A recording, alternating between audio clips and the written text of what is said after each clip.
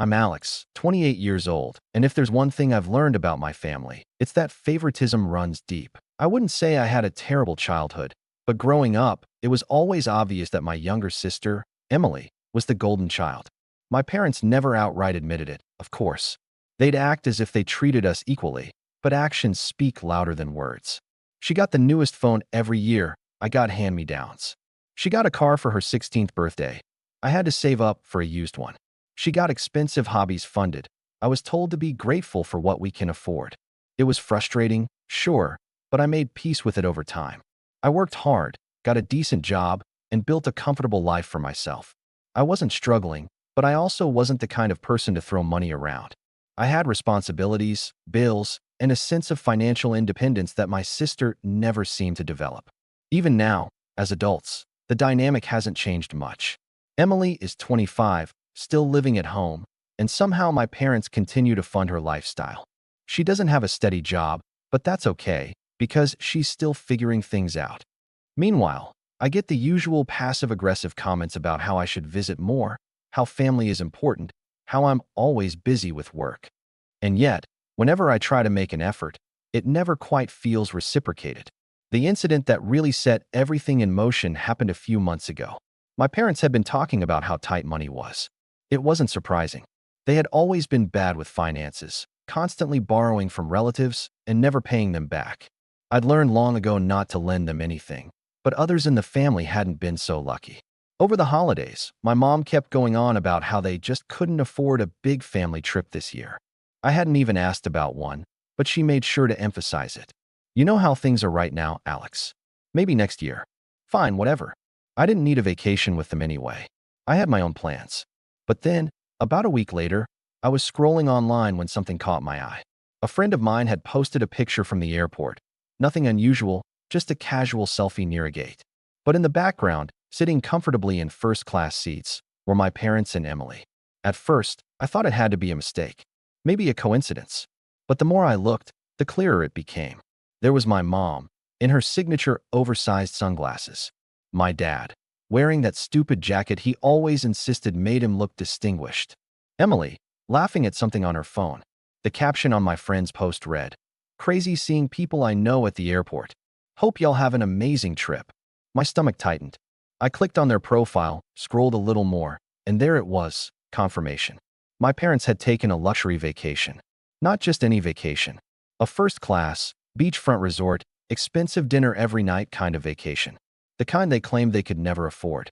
And they hadn't even mentioned it to me. I sat there, staring at my screen, trying to process it. It wasn't just that they had lied. It wasn't just that they had excluded me. It was the principle of it. The blatant, casual way they had dismissed me while happily indulging my sister. I thought about saying something right away. A text, a call, even a sarcastic comment under the post. But something in me stopped. A familiar feeling. I knew my parents. I knew how they operated. If I confronted them now, they'd brush it off. "Oh, it was a last-minute thing. We didn't think you'd be interested. Why are you making such a big deal out of this?" No. If I was going to do something, I needed to be smart about it. So I stayed quiet. Days passed. They returned from their trip, posting the occasional picture, but otherwise acting as if nothing had happened. When I finally heard from my mom, it was a casual text. "Hope you're doing well. We should get together soon. It's been too long," smiley face. Too long. Right. I played along. I agreed to visit. And when I did, I sat through their stories about how hard things had been, how they were just getting by. They had no idea that I knew the truth. And then, just as I was about to leave, my mom smirked at me and said, "Maybe next time you should work harder. Then you could afford a trip like that too." I felt something snap. I smiled. Didn't react. But in that moment, I knew this wasn't over. Not by a long shot. I didn't let my expression change. If anything, I smiled wider, like I had just heard a mildly amusing joke. My mom had no idea what she had just done. If she had simply stayed quiet, if she had just let me walk out of that house without rubbing it in, maybe, just maybe, I would have let it go. But she didn't. Instead, she sat there, sipping her overpriced coffee in her designer sweater, smirking like she had won something. Like she had put me in my place. Like she thought I was jealous. I wasn't jealous. I was furious. But fury alone wouldn't do anything. No, I needed something more. something that would actually make them feel what they had done. And as I drove home that night, my mind was already spinning with possibilities. The first thing I did was dig deeper. I already knew my parents had been bad with money, but I never really cared enough to investigate how bad. Now? Now, I was curious. And the more I looked, the more I found. They weren't just bad with money. They were drowning in debt. Credit cards maxed out. A mortgage payment that had been adjusted more than once. And then there were the loans. Some from banks, sure, but others from family. And that was where things got interesting. See, my parents had a pattern. They'd borrow money, swear up and down that they'd pay it back, then conveniently forget. If anyone pressed them, they'd act offended. We raised you. We gave you so much. You can't help us out just this once? They had done it to me when I was younger, before I wised up. But I wasn't the only one. I made a few calls. It turns out, my uncle, my mom's brother, had loaned them a significant amount last year when they claimed they were struggling to keep the house afloat. He hadn't expected them to pay it back quickly, but he also hadn't expected them to blow thousands of dollars on a luxury vacation while still owing him. And he wasn't the only one. My dad's cousin had covered some of their bills when they claimed they were on the verge of losing power. My grandma, who was on a fixed income, had given them money for emergencies. And they had spent it on first-class flights, five-star resorts, and gourmet meals. I didn't even have to say much. Just a few questions, a few casual mentions of their trip, and the anger started spreading. By the end of the week, half the family was fuming. My uncle, in particular, was livid. They told me they were struggling. He snapped over the phone. They said they were barely making ends meet. And they're out there drinking cocktails on the beach. Seems like it, I said, keeping my voice neutral. There was a long pause. Then, his voice dropped into something colder. They think they can just take from everyone and never pay up? I guess they do. He exhaled sharply. Not for long. I didn't ask what he meant. I didn't need to. By the time the next family gathering rolled around, the tension was thick enough to cut with a knife. I hadn't planned to go at first. I wanted to wait, to let things simmer, but curiosity got the best of me. I needed to see it unfold. And, oh, did it unfold? It started subtly. A few side eyes. Some hushed conversations that stopped the moment my parents walked into the room. My mom, always the social butterfly, noticed immediately. She frowned, glancing at me like I was supposed to explain it. I just smiled. Then, my uncle approached. So, he said, loud enough for everyone to hear, how was the vacation? My mom blinked. Vacation? Yeah, the luxury resort. The first-class flights. His voice was sharp, his smile sharper. Must have been nice, spending all that money while still owing family thousands of dollars. Silence. Dead, heavy silence. I watched my mom's face shift, confusion, realization, panic. My dad opened his mouth, then closed it again, like he was trying to come up with a way to spin this. It was a gift, my mom finally said. Emily's friend had a timeshare. And, cut the lies, my uncle snapped. You lied. You took money from us, claimed you needed help, then blew it on yourselves. He looked around the room. And guess what? We're done. No more handouts. No more loans. You want to live like royalty? Figure it out yourselves. My parents started backtracking, begging. My dad swore they meant to pay everyone back. My mom tried to twist it into a guilt trip. We've done so much for this family. But it wasn't working. The damage was done. And as I stood there, watching my mother's face fall, watching my father struggle for words, watching my sister, who had been so smug before, look like she wanted to disappear, I knew this was just the beginning, because I wasn't done yet. Not even close. I kept my expression neutral, but inside, I was savoring every second. They had spent years manipulating, guilt-tripping, and using people for their own benefit, never expecting it to catch up with them. But now, they were squirming. And I wasn't going to stop here. After the disaster at the family gathering, things started unraveling fast. My parents had always relied on their ability to smooth-talk their way out of situations. The problem was, they had burned too many bridges. My uncle, furious and feeling betrayed, didn't just stop at calling them out in front of everyone. He made sure they felt it. First, he started making calls. A few days after the gathering, I got a text from him. Check your email. I did. And what I saw made me grin. It was a detailed spreadsheet of all the money my parents had borrowed over the years. Names, amounts, dates, excuses they had used. It was all there, meticulously documented. He hadn't just reached out to immediate family. He had talked to extended relatives, old family friends, even some of my parents' former coworkers. Turns out, They had a long history of conveniently forgetting debts. Some were small, $100 here, $200 there. Others? Thousands. And now, everyone was comparing notes. The next family event? My parents weren't invited. Not officially, anyway. But they showed up anyway, probably hoping to smooth things over. It didn't go well. The moment they walked in, the room went quiet. Conversations stalled. People exchanged glances. My mom, ever the social manipulator, put on her best concerned mother voice. "Is something wrong?" she asked, scanning the room. "Yeah," my uncle said, standing up. "You owe a lot of people a lot of money." My dad tried to laugh it off. "Come on, now. It's not that serious." "Not that serious?" My dad's cousin interjected. "You told me you were behind on bills, that you needed help, and I loaned you money for groceries," another relative chimed in. "Guess that went to a plane ticket instead, huh?" The pressure mounted. It was clear my parents had no way out. My mom tried her usual tactic, tears. "I can't believe you're all ganging up on us," she cried. "We're family." That was usually the line that worked. The line that made people back down, that made them soften. But not this time. "Family doesn't lie to each other like this," my uncle snapped. "You stole from us," another voice added. And then the final blow. "If you don't start paying people back, we're taking legal action." That shut them up. My dad turned pale. My mom stopped fake crying mid-sniffle. They knew they had messed up.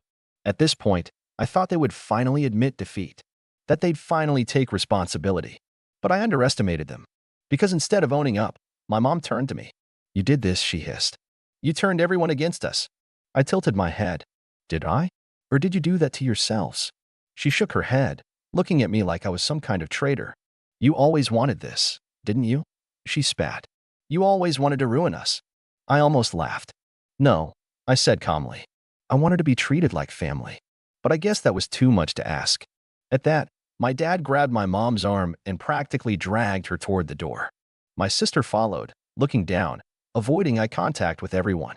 For once, she wasn't smirking. When they left, the room exhaled. People started talking again, shaking their heads, exchanging stories. And I realized something. For the first time in my life, I wasn't alone in this. For years, I had been the outsider, the one who got less, the one who was told to just deal with it. But now, the truth was out, and I had people on my side. But this wasn't over. Because as much as I had exposed them, I still had more. More proof. More receipts. More ways to make sure they never pulled this scam again. And I knew exactly where to start. I spent the next few days getting everything in order, quietly, methodically. No more public confrontations for now.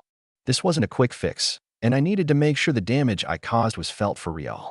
It was time to dig deeper. I began by gathering every single email, text message, and document I could find. Some were from years ago, others from just a few months ago. It wasn't just family that my parents owed money to, it was also businesses, services, and even people they'd borrowed from under the guise of emergencies. The more I looked, the clearer it became. My parents had built their life on lies and borrowed money. And it wasn't just about getting back at them now. It was about making sure no one ever took advantage of family like this again. One evening, I sat at my desk, a cup of coffee cooling beside me, as I sifted through my parents' old bank statements and phone bills. I knew what I was looking for, and soon enough, I found it. A series of large transfers that didn't add up. They were marked as family loans, but didn't show any record of repayment. In fact, they didn't even mention what the money was for. It was all just vague descriptions: personal emergency, medical costs, and, the kicker, investment opportunity. I couldn't help but scoff at that one. I printed out the documents and placed them neatly in a folder. That wasn't all. I still had more emails from old acquaintances who had lent them money when they promised it would only be a short-term thing. I even found a thread with my parents discussing how to fix their financial situation by borrowing from relatives and putting off paying bills for a few more months. It was all right there. And soon, it would be in the hands of anyone who could do something about it. Then came the next step, presenting everything. I reached out to my uncle, the one who had been so vocal during the family event. He had been the first one to call them out, and now he was the first one to get the full picture. I could hear the anger in his voice when I explained what I had found. "This is exactly what I was talking about," he said, pacing in his kitchen. "They've been lying to all of us for years, pretending to be struggling, all the while racking up debts and living like kings." "Exactly," I agreed, my fingers lightly tapping the edge of the table. "And I think it's time we show them just how many people they've taken advantage of." There was a long pause on the line, and then my uncle spoke again, his voice steady but determined. You know what we have to do. It's not just about them paying us back. It's about sending a message. I knew what he meant. I wasn't just going to get my parents to pay back the money they owed. I was going to make sure they felt every single consequence of their actions. And the first step in that was getting everyone who had been wronged by them in the same room. In the following week, I called up every single person who had been part of the loan chain. Relatives, old friends, acquaintances. I explained what I had found, how they had been manipulated, and asked if they were willing to take legal action if necessary. I expected some hesitation, maybe even a few people backing out. But surprisingly, almost everyone agreed. Even my grandmother, who had always been the calm, forgiving one, was furious. We raised them to know right from wrong, she said in a voice that barely contained her anger. And this is how they repay us? By stealing from their own family. I was starting to realize just how deep my parents' web of deceit went. And with every call I made, with every relative who agreed to stand with me, the harder it felt for me to even see them as my parents anymore. They weren't the people who had raised me. They were imposters who had manipulated me for years, using the pretense of family to cover up their actions. By the time the weekend came around, I had all the pieces in place. Everyone was ready, and I was just waiting for the right moment. I knew my parents wouldn't back down easily, but they didn't know what was coming for them. I called my parents that Saturday afternoon. I knew they were expecting me to be passive, to play along with their usual game. I wasn't going to give them that. When my mom picked up the phone, I didn't give her a chance to speak. We need to talk. There was silence on the other end. I'm not going to let this go. You're not getting away with this. What do you mean? She asked, her voice suddenly cautious. I've spoken to everyone you owe money to. You've lied and manipulated your way through family for far too long. I could hear her breathing sharply, probably preparing for her next excuse, but I wasn't giving her the space for it. I've also spoken to a lawyer. If you don't start paying people back, we'll take legal action. You're going to have to answer for what you've done. She let out a laugh, but it was hollow, nervous. You wouldn't do that to your own family. You did it to me. The words hung in the air. For a moment, she was quiet, and I knew she was calculating. She was trying to figure out how to spin this in her favor. But I wasn't going to let her. Not anymore. We'll see what happens when all of this comes out, I said, hanging up before she could say anything else. I sat back, exhaling slowly. I had done it. I had taken the first step in making them pay for what they had done. And now, there was no going back. But as I looked at the folder full of documents, as I realized how much bigger this was going to get, I couldn't help but wonder, had I just set something in motion that was bigger than I could handle? I would find out soon enough. The days after that phone call felt like an eternity. I could almost feel the tension in the air, thick and suffocating. My parents, who usually had an uncanny ability to smooth things over with a few words, were now completely silent. They didn't try calling me, didn't send any desperate texts or emails like they usually would when they needed to control the narrative. This time, they were cornered, and I knew it. I kept waiting for them to make some kind of move, some last-ditch effort to manipulate their way out of it. But nothing came. Instead, I started getting more calls from relatives. They'd all heard what had happened, and some had even reached out to my parents, offering them one last chance to make things right. Of course, my parents did what they did best. They tried to shift the blame. My kid is just trying to ruin us, my mom claimed to my aunt. They've always been difficult, always trying to make us look bad. But the thing was, people were starting to see through them. The more they tried to spin the situation, the more people realized they were just playing their usual games. The family wasn't buying it anymore. A week later, I received another message from my uncle, the one who had been instrumental in calling them out during the family gathering. He'd gone ahead and contacted the lawyer on his own and put together a formal demand letter for repayment. The debts weren't small, some were significant, others even larger, but it wasn't just about the money anymore. It was about setting a precedent. It was about showing my parents, and anyone else who thought they could take advantage of family, that there were consequences for their actions. When my parents received that letter, they couldn't deny it any longer. They knew the people they owed money to weren't going to back down. They knew the family was done making excuses for them. And as the pressure built, my mom reached out to me. Her message was brief. We need to talk. I wasn't sure what she expected, but I wasn't going to give her a free pass. I met her at a coffee shop the next day. She looked disheveled, not the usual put-together version of herself. She didn't waste time. I know you're upset, she began, avoiding eye contact.